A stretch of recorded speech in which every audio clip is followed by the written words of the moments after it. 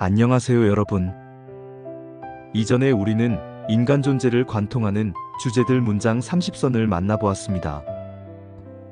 오늘은 도스토옙스키의 마지막이자 가장 위대한 작품으로 불리는 카라마조프가의 형제들의 줄거리를 함께 따라가 보겠습니다. 여러분은 단순히 한 가문의 몰락을 보는 것이 아니라 인간 존재의 심연을 비추는 거울 속으로 들어가게 될 것입니다. 이 이야기의 중심에는 아버지 퓨도르 파블로비치 카라마조프가 있습니다. 그는 러시아 시골 마을에서 이름난 지주이지만 존경받는 인물은 아니었습니다. 오히려 그는 탐욕과 방탕의 상징 같은 사람이었죠. 술집과 여인, 돈과 쾌락에만 매달리며 가족에게는 무책임하기 그지없었습니다. 겉으로는 익살스러운 농담과 돈으로 사람을 사로잡으려 하지만 내면에는 사랑도 존엄도 없는 텅 빈 인물이었습니다. 특히 자식들에게는 아버지로서 최소한의 책임조차 다하지 않았습니다. 그는 아이들을 방치했고 심지어 멸시하고 조롱했습니다. 여러분, 여기서 중요한 건 퓨도르가 단순히 한 가정의 문제아버지가 아니라 인간이 얼마나 타락할 수 있는지를 보여주는 극단적 상징이라는 사실입니다. 퓨도르에게는 3명의 아들과 사생아인 스메르자코프가 있습니다.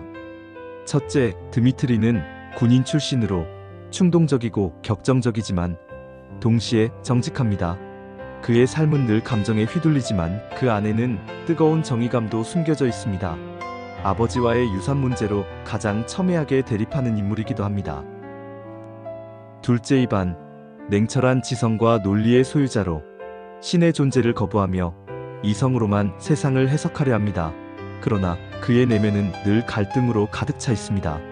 그는 스스로 신을 부정하지만 동시에 신 없는 세상의 공허와 불안을 견디지 못합니다. 셋째, 알료샤, 수도원에서 수련하는 순수한 젊은 수도사입니다. 그는 형들과 달리 사랑과 신앙으로 세상을 바라봅니다. 그러나 그 역시 세상의 모순과 인간의 어두움 앞에서 끊임없이 흔들리게 됩니다. 그리고 마지막, 4번째 그림자 같은 존재, 스메르자코프. 그는 사실 퓨도르의 사생아이지만 하인으로 자라며 온갖 멸시와 조롱 속에서 자라납니다. 겉으로는 비굴하고 병약해 보이지만 속으로는 냉소와 증오를 키워온 인물입니다. 이 4형제와 아버지의 관계는 단순한 가족사가 아닙니다. 그것은 곧 신앙과 회의, 자유와 책임, 사랑과 증오가 부딪히는 거대한 무대가 됩니다. 드미트리는 아버지와 재산 문제로 날마다 격렬하게 대립합니다. 어머니가 남긴 재산을 두고 아버지는 끝끝내 내어주지 않았습니다. 드미트리는 울부짖으며 외칩니다. 내 돈을 내놓아라. 내 삶을 망치고도 아직도 부족하단 말이냐? 그러나 퓨도르는 시치미를 떼며 비웃습니다. 내 놈은 돈만 있으면 술과 여자로 다 날려버릴 게 뻔하다. 내가 왜 주어야 하지? 두 사람의 싸움은 단순한 돈 문제가 아니었습니다. 그것은 존엄을 빼앗긴 아들이 아버지에게 복수하려는 몸부림이었고 아버지의 방탕과 탐욕에 대한 증오가 끓어오르는 현장이었습니다. 여기에 불을 붙이는 또 하나의 존재가 있었으니 바로 그루셴카였습니다. 그루셴카는 아름답고 요부적이지만 동시에 상처받은 여인이었습니다. 드미트리는 그녀에게 깊이 매혹되었고 그녀를 통해 구원받을 수 있다고 믿었습니다. 그러나 문제는 아버지 퓨도르 역시 그루셴카에게 탐욕스러운 손길을 뻗었다는 것입니다. 그루셴카를 둘러싼 아버지와 아들의 갈등은 돌이킬 수 없는 파국을 향해 치닫습니다. 술에 취한 드미트리는 사람들 앞에서 외칩니다. 내가 언젠가 저 인간을 죽일지도 모른다. 이 말은 단순한 분노의 폭발이었지만 훗날 모든 사건의 올가미가 되어 그의 목을 죄게 됩니다. 한편 이반은 알료샤와 오랜 대화를 나눕니다. 이 장면은 작품 전체에서 가장 유명하고 도스토옙스키의 생각이 집약된 부분입니다. 이반은 차가운 목소리로 말합니다. 알료샤, 만약 신이 없다면 도덕은 어디서 비롯되는가? 그렇다면 결국 모든 것이 허용되는 게 아니겠나? 알료샤는 잠시 침묵하다가 부드럽게 대답합니다.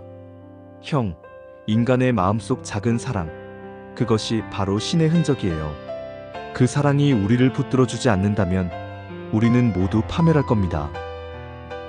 여러분, 이 대화는 단순한 형제의 논쟁이 아닙니다.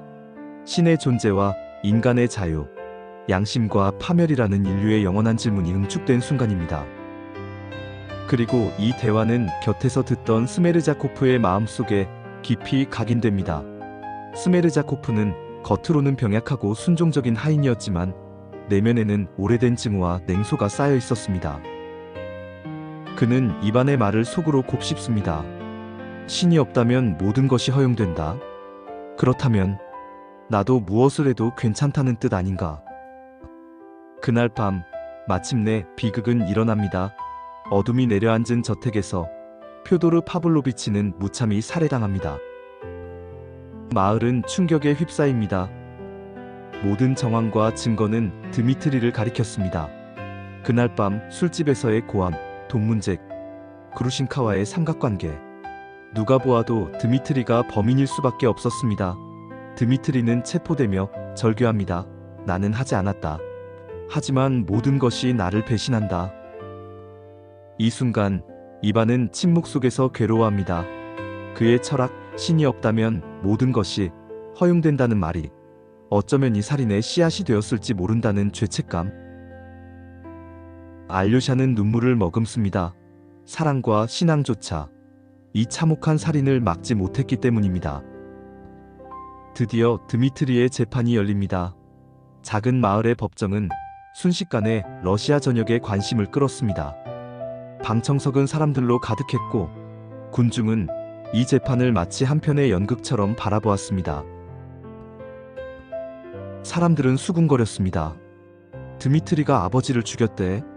아니야, 그 사람은 충동적이긴 해도 살인자는 아니야.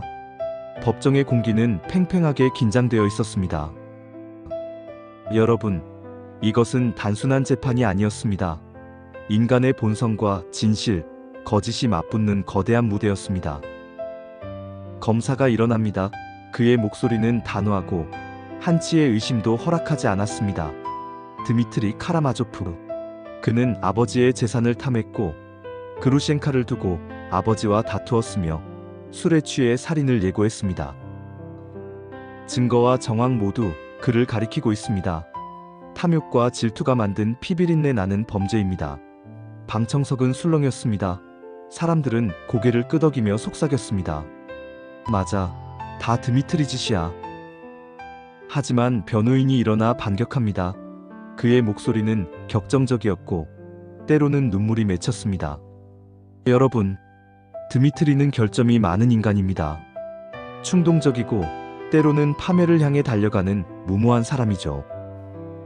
하지만 그는 살인자가 아닙니다. 그의 뜨거운 정직함과 정열은 결코 아버지를 죽이는 데 쓰이지 않았습니다. 재판정은 찬성과 반대의 목소리로 갈라졌습니다. 군중은 점점 더 혼란에 빠져들었습니다. 그리고 마침내 이반이 증언대에 오릅니다. 사람들의 시선이 일제히 그를 향합니다. 그는 떨리는 목소리로 진실을 말하려 했습니다. 내가 아버지를 직접 죽인 건 아니지만 이 모든 것은 나의 잘못일지도 모릅니다. 나는 늘 말해왔습니다. 신이 없다면 모든 것이 허용된다고. 그 생각이 누군가의 손을 움직였을지도 모릅니다. 방청석은 충격에 빠졌습니다. 무슨 말이야? 자백하는 건가?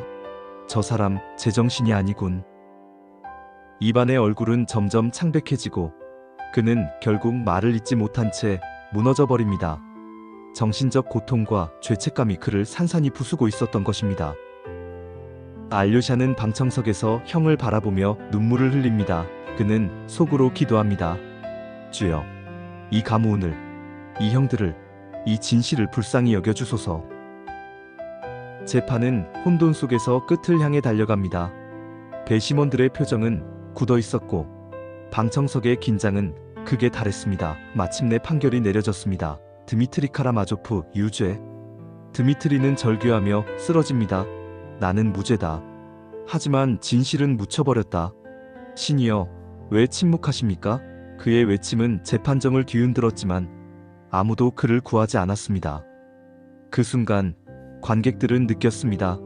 이 재판은 단순히 한 사람의 유죄 여부를 가린 것이 아니라 진실이 어떻게 권력과 군중 속에서 왜곡되는지 보여주는 무대였다는 것을. 재판이 끝난 뒤 드미트리는 깊은 절망에 빠집니다.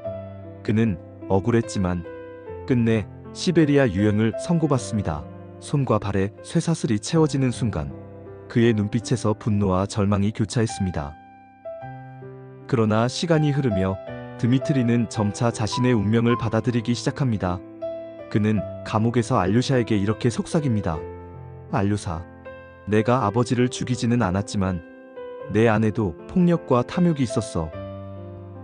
어쩌면 나는 죄를 짓지 않고도 죄인일지 몰라. 하지만 이 고통 속에서 내가 더 나은 인간이 될 수 있다면 그 길을 가고 싶다. 알료샤는 눈물로 형의 손을 꼭 잡습니다. 형, 사랑을 잊지 마세요. 고통 속에서도 사랑을 품는다면 형은 절대로 무너지지 않을 거예요. 한편 이반은 마지막 힘을 다해 스메르자코프를 찾아갑니다.